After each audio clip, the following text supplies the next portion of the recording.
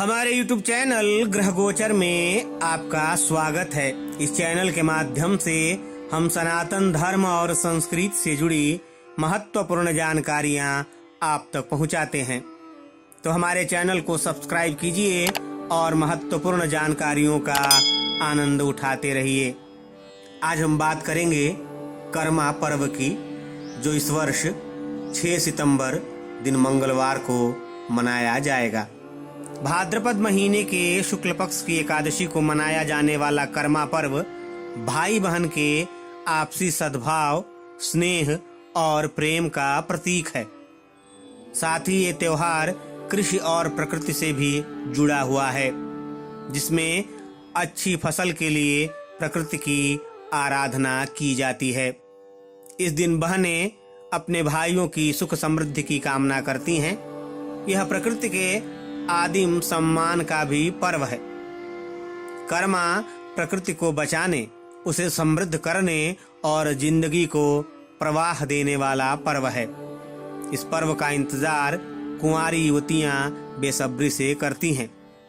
यह पर्व 3 दिनों तक चलता है, जिसमें पहले दिन महिलाएं व कुंवारी युवतियां संयत करती हैं।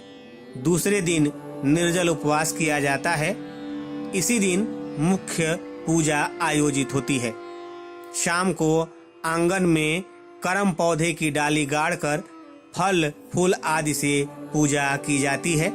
इस दौरान महिलाएं करम डाली के चारों ओर घूम घूम कर गीत गाती हैं।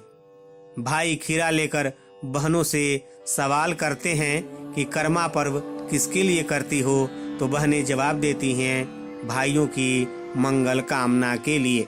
बाद में भाई खीरे से मारता है और फिर महिलाएं युवतियां फलाहार करती हैं। अगले दिन सुबह में करम की डाल को पोखर में विसर्जित कर दिया जाता है। इस अवसर पर विशेष गीत भी गाए जाते हैं। उठा उठा करम सेनी, पाही गिस विहान हो, चल चल जाबो अब गंगा स्नान हो।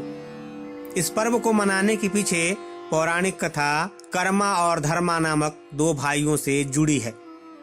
कहा जाता है कि दोनों भाइयों ने अपनी बहन की रक्षा के लिए अपनी जान को दांव पर लगा दिया था। दोनों भाई काफी गरीब थे।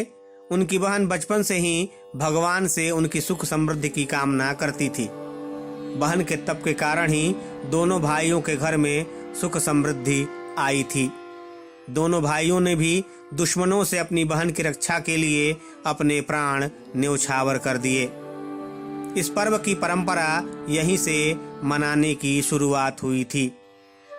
इस त्योहार से जुड़ी दोनों भाइयों के संबंध में एक और कहानी है। कहा जाता है कि कर्मा और धर्मा 2 भाई थे। दोनों बहुत मेहनती और दयावान थे। कुछ दिनों बाद कर्मा का विवाह हो गया। उसकी पत्नी अधर्मी और दूसरों को परेशान करने वाली थी। यहाँ तक कि वह धरती माँ के ऊपर ही माड़ पैसा देती थी, जिससे कर्मा को बहुत दुख हुआ। वह धरती माँ की पीड़ा से बहुत दुखी था और इससे नाराज होकर वह घर से चला गया।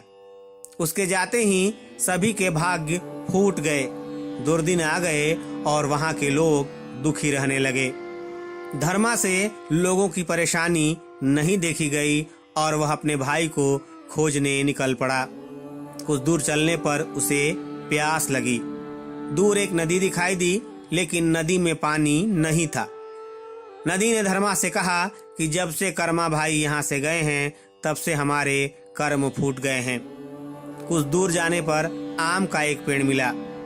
उसके सारे फल सड़े हुए थे। उसने भी धर्मा से कहा कि जब से कर्मा गए हैं, तब से हमारा फल ऐसे ही बर्बाद हो जाता है।